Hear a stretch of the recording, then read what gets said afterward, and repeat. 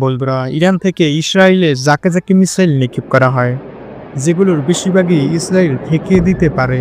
কিন্তু বর্তমানে একটি বিষয় খুব খেয়াল করা যাচ্ছে, যে পরিমাণ মিসাইল ইসরায়েল প্রথমে ঠেকাতে পারত, ধরুন ১০০টি মিসাইল নিক্ষেপ করলো ইরান, তার মধ্যে ৯০টি মিসাইল ইসরায়েল ঠেকিয়ে দিত এবং ১০টি মিসাইল তার লক্ষ্যে আঘাত করত। কিন্তু যতদিন যাচ্ছে তাতে দেখা যাচ্ছে ইসরায়েলের মিসাইল ঠেকানোর পরিমাণ তত কমে যাচ্ছে। ইরান আগে ইসরায়েলে যদি ১০০টি মিসাইল ছুড়ত, সেখানে দেখা গেল ৬০টা সে ঠেকাতে পারছে, বাকি ৪০টা এসে আঘাত করছে। ইসরায়েলের মিসাইল ঠেকানোর ক্ষমতা দিন দিন অনেক বেশি কমে যাচ্ছে। যদিও ইরান তার মিসাইল নিক্ষেপের পরিমাণ অনেক কমে দিয়েছে, কিন্তু পার্সেন্টেজ হিসাব করলে দেখা যায় আগের থেকে অনেক বেশি পরিমাণ মিসাইল ইসরায়েলে আঘাত করছে। আর গতরাতে যেটা হয়েছে, ইরান ইসরায়েলে মাত্র একটি মিসাইল নিক্ষেপ করেছে, কিন্তু সেই একটি মিসাইল ইসরায়েল তার এই এয়ার ডিফেন্স সিস্টেম দিয়ে মিসাইলটি ঠেকাতে পারেনি। বন্ধুরা, এটা কিন্তু একটি বড় ধরনের ঘটনা ইসরায়েলের সামরিক ইতিহাসে। শুধু তাই নয়, ইরানের মিসাইল হামলাগুলো ঠেকানোর পরিমাণ 10%-এর নিচে নেমে গেছে। আর ইসরায়েল ইরানে যে পাল্টা বিমান হামলা বা মিসাইল হামলাগুলো করত, সেটার পরিমাণ বহুগুণে কমিয়ে দিয়েছে ইসরায়েল। কিন্তু কেন? ইসরায়েল কি অস্ত্রশস্ত্র কমে গেছে? যুদ্ধ বিমানের তেল শেষ হয়ে গেছে? মিসাইল কেনার ক্ষমতা নেই? না, কিন্তু সেটা নয়। তাহলে আসল কারণটা কি? আসল কারণটা হলো ইসরায়েল ইরানের সাথে এই যুদ্ধে এক অভূতপূর্ণ অর্থনৈতিক ক্ষতির সম্মুখীন হয়েছে, যা ইসরায়েলের ইতিহাসে আগে কখনো হয়নি। এটা যদি হিসাব করা হয়, যদিও কোনো হিসাব করা হয়নি, এটা কয়েকশো বিলিয়ন ছড়িয়ে যাবে। এটা অনেকেই বলছে বা এটা প্রায় $1 ট্রিলিয়ন ছাড়িয়ে যেতে পারে। কিন্তু কিভাবে? আসুন সেটা জেনে নেই। গত 2 দিন আগে ইসরায়েলের শুধুমাত্র স্টক এক্সচেঞ্জে যে মিসাইল হামলাটি করেছে ইরান, সেটার ফলে একদিন ইসরায়েলের ক্ষতির পরিমাণ দাঁড়িয়েছে প্রায় $480 বিলিয়ন।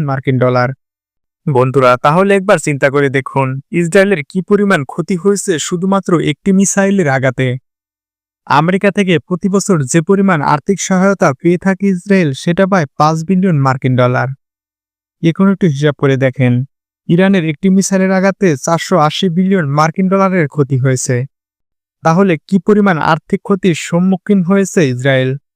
শুধু তাই নয়, ইসরায়েলের যুদ্ধবিমানগুলো উড়িয়ে ইরানে যে হামলাগুলো চালাচ্ছে, তা চালাতে তার কি পরিমাণ ক্ষতি হচ্ছে। F-16 এবং F-35 এর মতো যুদ্ধবিমান উড়াতে বিপুল পরিমাণ টাকা খরচ হয়। আজ সকালে ইরান একটি ড্রোন নিক্ষেপ করে, যার দাম হবে সর্বোচ্চ $5,000।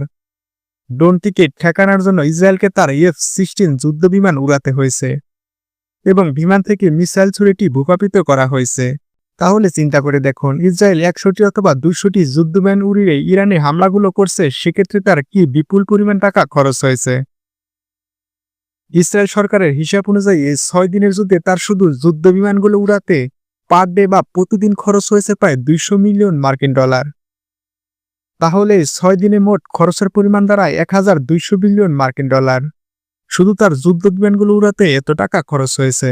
বন্ধুরা, এখন হিসাব করে দেখেন, ইরানের মিসাইলে ইসরায়েলের ক্ষতিগুলো হয়েছে সেগুলোর পরিমাণ কতটা।